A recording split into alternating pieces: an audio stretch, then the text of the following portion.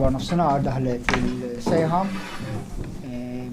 fil-call center tagħna u mal-ewwel ħarġu żewġ ambulanzi u l-tim mediku tagħna bit-tabib li huwa Dr. Spiteri.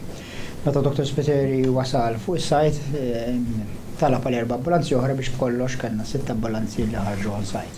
Għalkemm kien hemm 6 ambulanzi, b'kollox l-ambulanzi għamlu madwar 16-17 il-trip. Ġifieri kienu l-ambulanzi marru aktar minn darba biex jġibu l-pazjenti skont kif kienu qegħdin jiġu trattati. Irrid ngħid illi l-informazzjoni għadha titħlilna ġifieri dak li qed ngħidilkom issa ovvjament jista' jkun rivedut aktar ma' jiddiħin ma għattintikom l-informazzjoni li għanna dan il-punt. Jider li sfortunatament kien hemm żewġ pazjenti, żewġ nejn min-nies li mietu fuq il-post. Imbagħad b'kollox kellna bejn il-Health Center ta' Raħal Ġdid u l-Dipartiment tal-Emerġenza 50 pazjenti li kellhom bżonn il-kura medika. Minn dawn il-50 pazjent 19 illi marru ċ-ċentru tas-saħħa ta' Raħal Ġdid, jista' jkolli xi wħud minnhom ukoll jiġu referuti lejn l-emerġenza u l-bqija ġifieri minn 30 ruħ illi ġew l-emerġenza. Minn dawn il-31 ruħ, inkluż il-driver u qarib tiegħu li kien qiegħed fil-karozza miegħu, anzi esklużi driver u l-qarib tiegħu li huma Maltin, il-komplement tal-pazjenti huma barranin. Sissa jidher li għandna nazzjonalitajiet differenti fosthom pazjenti minn Ingilterra, pazjenti minn il-Kanada, Belgium, l-Italja jista' jkun li jkollna anke xi pazjenti oħrajn ta' nazzjonalità oħrajn li nirrapportawhom aktar tard. Fost il-pazjenti li kellna u li għandna l-emerġenza għandna madwar 12 tifel u tifla. Fosthom 2 li huma korruti seri illi qegħdin l-ITU. L-ITU b'kollox għandna 4 pazjenti, 2 żewġ tfal u żewġ adulti, u għandna pazjent illi ħajkollu bżonn operazzjoni maġġuri fis-sigħat li ġejla jkun stabbli biżżejjed biex kun jista' jmur għas-sala tal-operazzjonijiet.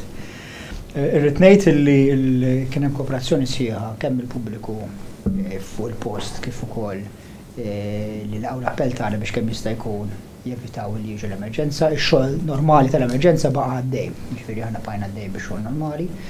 Minkejja li kellna daw 30 pazjent u fuqhom 30 pazjent li daħlu fid-Dipartiment tal-Emerġenza.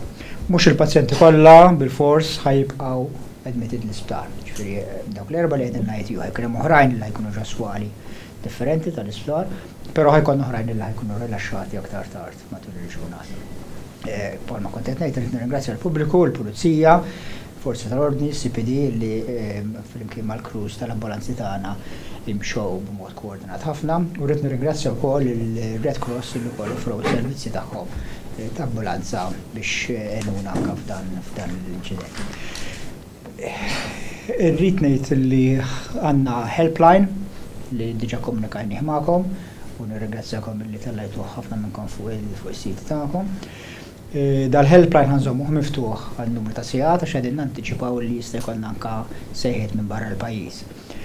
U qegħdin f'kuntatt mal-ambaxxati wkoll biex kemm jista' jkun nżommhom informati b'dak li qed jiġri, naturalment l-informazzjoni għadha qed taslilna u għadha qegħdin nanalizzawha. U ftaħna wkoll ċentru ġo l-isptar stess biex nilqgħu qraba ta' pazjenti li korrow u nofrulhom counseling u ntuhom kemm jista' jkun informazzjoni dwar dak li huwa għaddej. Naħseb dan il-punt dik hija l-informazzjoni li għandkom. Forsi Dr. Spiteri li kien fuq is-sit jista' jżid anke xi dettalji fuq dak li ġara meta wasal fuq il-post. Mela kif għal tajjeb l-Onorevoli Dr. Fern,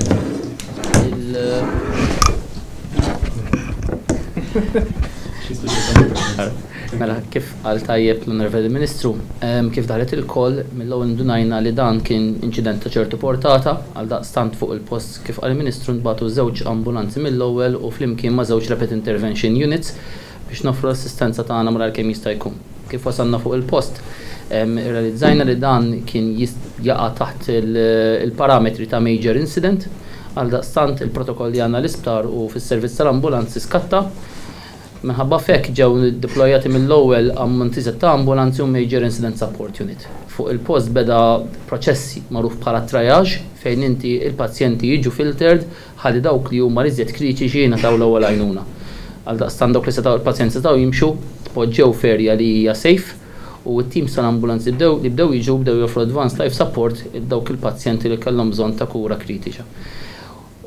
Ikoll bl-għajnuna tal-pulizija u ta' membri oħra tal-Forza tal-Ordni, il-pazjenti li kellhom l-inqas injuries intbagħtu lejn iċ-ċentru tas-saħħa ta' Raħa Ġdid biex kemm jista' jkun tittaffa il-load fuq l-isptar Mater Dei peress dak huwa żed iggerjad biex joffri kura ta' livell kritiku għoli.